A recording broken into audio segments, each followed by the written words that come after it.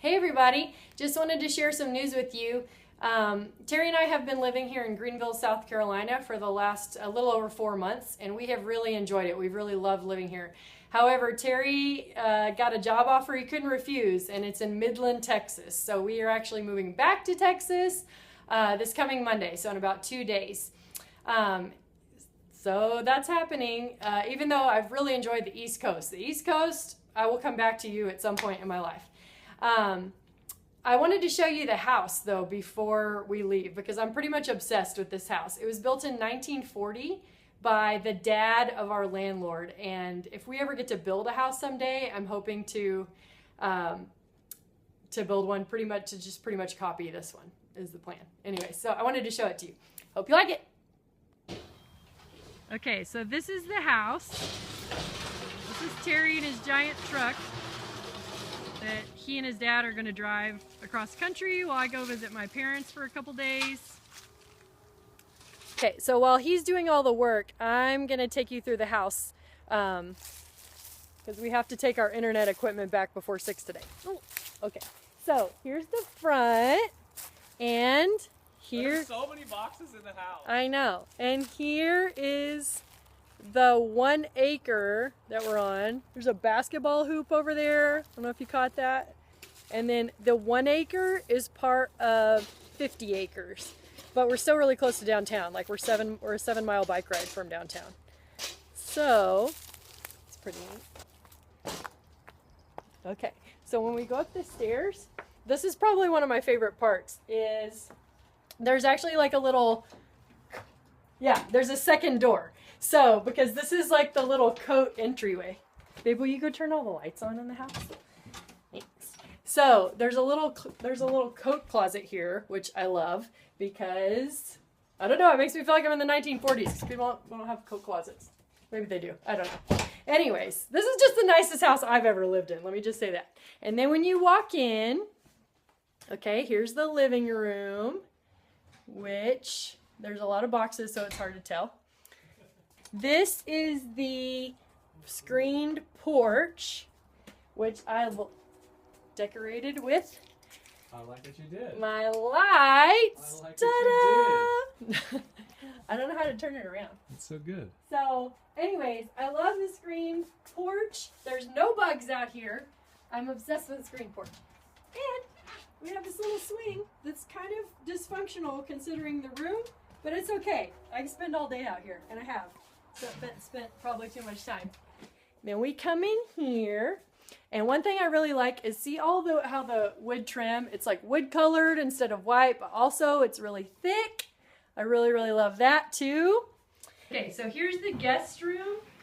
And what I love about this is all the natural light, all the windows that are in here. And then over here is that's our room. And this same here, there's 3 windows in there, which is exciting. I think the next rental house we have doesn't have very many windows, so I'm really excited about that. And again, just wood, there's just wood everywhere. The bathroom is really small, so this is something I might change, but we've kind of been talking about, do you need a big bathroom? Do you need to hang out in there? Probably not. The dining room, so there's kind of a mess on the table. But what I really love is this, what do you call this even? A cabinet? A hutch? I don't know. But it's there, and it's just built into the wall for all of your needs. So we put all of our dishes in here, and that's been really fun. Here's the living room again. I love the built-in shelves. Just like built-in bookcases, and then the windows that are above it.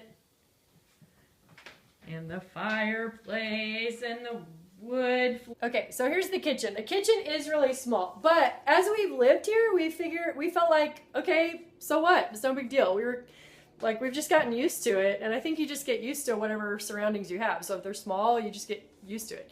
Only thing I would change though is I might take out this wall. Because usually if I'm cooking, Terry just sits in a chair in the doorway, and that's kind of awkward. Or we have conversations between rooms, which I promised myself we would never do. So there's that. Okay, coming off the kitchen, there is a small back porch, just a tiny little back screen porch, but we really love that. So you can like put your recycling or whatever. So I'm going to take you downstairs and show you the basement. Okay, so I don't know about you, but I grew up in Texas and we don't have, like, I never knew anybody that had a basement there. So when we moved here and we got a basement, I thought it was super creepy, but also pretty fun. And so this is actually our laundry room / where we keep the lawnmower / where we keep our bikes. So we don't even need a garage, which we kind of felt like we did here.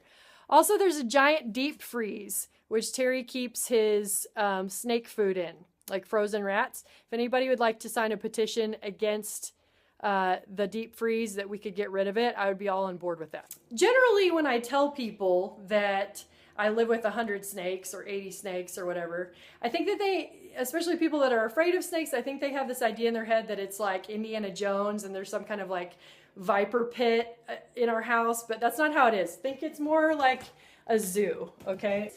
What you doing, babe? Just separating some mealworms for the frogs. Oh, is that so fun? Yeah. Yeah. It's kind of hard. They're tiny.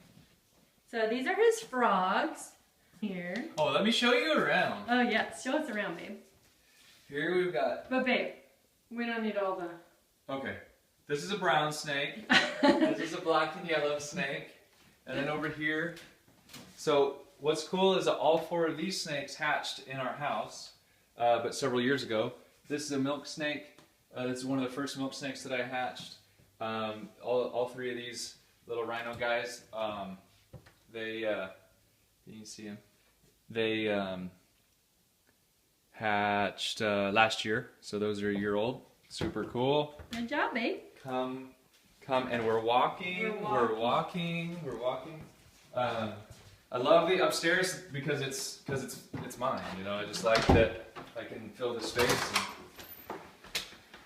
So this is the main room, and this is where the bulk of the collection is. I haven't been here in 3 weeks, so we're all seeing this for the first time. But anyway, I've got various pythons and more rhino rat snakes and things, and it's yeah, it was a really good space to. Oh, is that one open? To use. Just kidding. Oh, you're funny. You're funny. So. Ta-da! Okay, I'm gonna go mess with bugs. These come out at night. More snakies. More snakies.